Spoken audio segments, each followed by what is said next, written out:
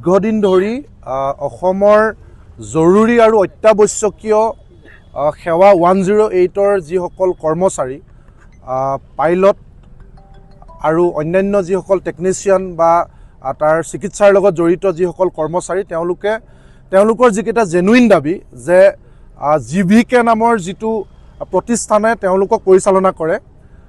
আপোনালোক সকলোৱে জানে যে গণপতি ভেংকাটা কৃষ্ণ ৰেড্ডি যিটো কোম্পানীৰ চেয়াৰপাৰ্চন আৰু যাৰ নামত কোম্পানীটো আছে, এগৰাকী অনা অসমীয়া ব্যক্তি আৰু এটা অনা অসমীয়া কোম্পানী।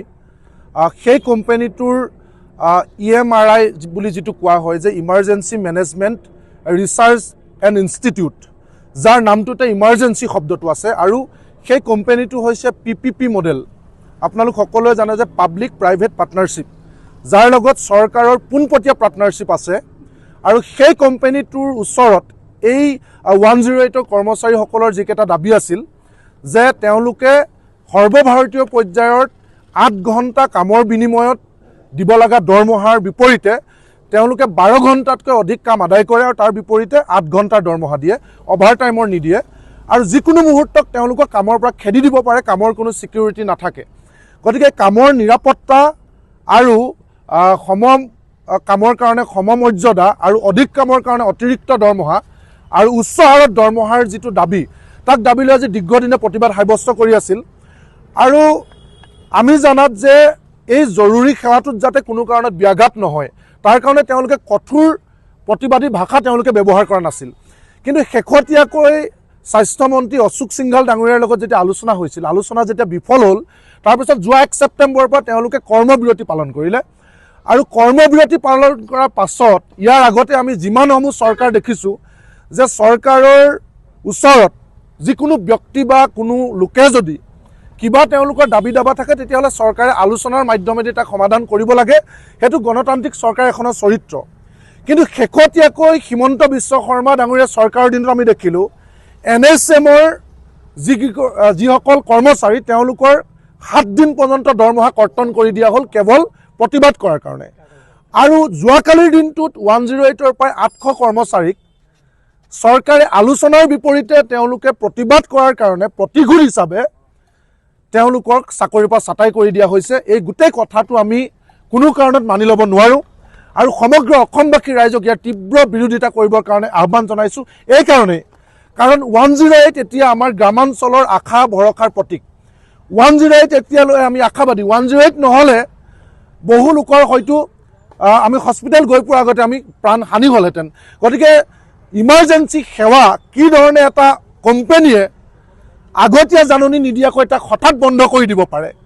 আমাৰ দেশত জৰুৰী সেৱাক লৈ যিবিলাক আইন কানুন আছে, সেই আইন কানুনবিলাক ভৰিৰে মোহাৰি এটা জৰুৰী সেৱা কাৰ পৃষ্ঠপোষকতাত কি দৃষ্টতাৰে তেওঁলোকে হঠাৎ সেই চাকৰিয়ালসকলক তাৰ পৰা খেদাই দিয়া হৈছে, অৰ্থাৎ ৰিপ্লেচমেণ্টটো তেওঁলোকে কৰা হোৱা নাই। সেই চালকসকল, সেই টেকনিচিয়ানসকলৰ ঠাইত অন্যান্য ব্যক্তিক আগতীয়াকৈ নিযুক্তি নিদি 800 ব্যক্তিক খেদাই দিয়া মানে সেই জৰুৰী সেৱাটো সম্পূৰ্ণৰূপে বিকল কৰি দিয়া। গতিকে ইয়াৰ কাৰণে জীৱিকাৰ ওপৰত অসম চৰকাৰে কি শাস্তিমূলক ব্যৱস্থা ল'ব? ইয়াৰ আগতে তেওঁলোকক অধিক সময়ৰ কাৰণে কামত খটুৱাই তেওঁলোকক দৰমহা নিদিয়ে, যাৰ কাৰণে 108 কৰ্মচাৰীসকলে আন্দোলন কৰিব লগা হ'ল। আৰু ইয়াৰ পাছত জৰুৰী সেৱা হঠাৎ বন্ধ কৰি দিয়াৰ পাছত মুখ্যমন্ত্ৰী ডাঙৰীয়াই কি ব্যৱস্থা ল'ব? আৰু দ্বিতীয় কথা, আপোনালোক সকলোৱে জানে যে পাব্লিক প্ৰাইভেট পাৰ্টনাৰশ্বিপ মডেলত চৰকাৰ 100% দায়বদ্ধ। গতিকে চৰকাৰে সম্পূৰ্ণৰূপে জানে যে কি চলি আছে জীৱিকা আৰু 108 কৰ্মচাৰীৰ মাজত। আৰু এই জীৱিকাৰ যিখন নটিফিকেশ্যন, যিখনৰ জৰিয়তে চাকৰিৰ পৰা খেদাই দিয়া হৈছে, এয়া স্বাস্থ্য বিভাগ চৰকাৰৰ অনুমতিৰ অবিহনে কেতিয়াও হ'ব নোৱাৰে। গতিকে চৰকাৰে এটা মডেল সৃষ্টি কৰিব বিচাৰিছে নেকি যে যোনে প্ৰতিবাদ কৰিব তেওঁলোকৰ ওপৰত প্ৰতিশোধ লোৱা হ'ব? NHM তাৰ প্ৰথম উদাহৰণ আৰু দ্বিতীয় উদাহৰণ 108 কৰ্মচাৰী। নে কেগৰ প্ৰতিবেদনত উদঙাই দিয়াৰ নিচিনাকৈ তেওঁলোকে বিত্তীয় ঘাটি পূৰাবৰ কাৰণে কৰ্মসংকোচন, মানুহক চাকৰিৰ পৰা খেদাই এই ধৰণে চৰকাৰ চলাম বুলি বিচাৰিছে নেকি? এই প্ৰশ্নখিনি উত্তৰ অসমৰ মুখ্যমন্ত্ৰী আৰু স্বাস্থ্যমন্ত্ৰী আমাক দিব লাগে। নে কি দৃষ্টতাৰে, কি কাৰণে জীৱিকে এনেকুৱা ডিচিশ্যন ল'ব পাৰিলে, এই কথাটোৰ ওপৰত তেওঁলোকৰ কি শাস্তি হ'ব ৰাজহুৱা কৰিব লাগে। কি চুক্তি আছে জীৱিকাৰ লগত? চৰকাৰৰ স্বাস্থ্য বিভাগৰ কি চুক্তিৰ ভিত্তিত জীৱিকাক এইদৰে 108 চলাবলৈ দিয়া হৈছিল? এই গোটেইখিনি কথা অসমৰ ৰাইজে আমি জানিব বিচাৰোঁ।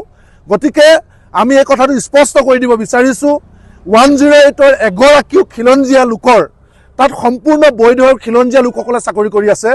এই থলুৱা নিবনুৱাসকলে গোটেই জীৱন জীৱিকা অতিবাহিত কৰি আছে, তেওঁলোকৰ জীৱনকো তুচ্ছ কৰি 24 ঘণ্টা তেওঁলোকে হাৰে থাকি ডিউটি কৰি অসমৰ মানুহক পুনৰ জীৱন দি থকা 108 কৰ্মচাৰীসকলৰ ক্ষেত্ৰত চৰকাৰে যাতে কোনো কাৰণত তিল মানুহ হানি হোৱা কাম নকৰে তাৰ কাৰণে আমি সকীয়াই দিছোঁ আৰু এই নটিফিকেশ্যন অনতিবিলম্বে উদ্যোগ কৰিবৰ কাৰণে দাবী জনাইছোঁ। আৰু জীৱিকাক আমি সকীয়াই দিছোঁ যে এগৰাকী ব্যক্তিৰ প্ৰাপ্য 1 টকাও যদি কৰ্তন কৰা হয়, এজনক মানুহকো যদি চাকৰিৰ পৰা খেদি দিয়া হয়, জীৱিকা ইয়াত শান্তিৰে থাকিবলৈ নাপাব। তেওঁলোকৰ প্ৰতিটো কাৰ্যালয় আমি ঘেৰাও কৰিম আৰু প্ৰতিগৰাকী অফিচাৰক আমি জবাবদিহি কৰিম। এই ক্ষেত্ৰত চৰকাৰ আৰু জীৱিকা কৰ্তৃপক্ষক দুয়োটা পক্ষকে আমি সকীয়াই দিছোঁ। যিকোনো খবৰৰ বাবে যোগাযোগ কৰক 7099017330 লগতে 7099017110 নম্বৰত।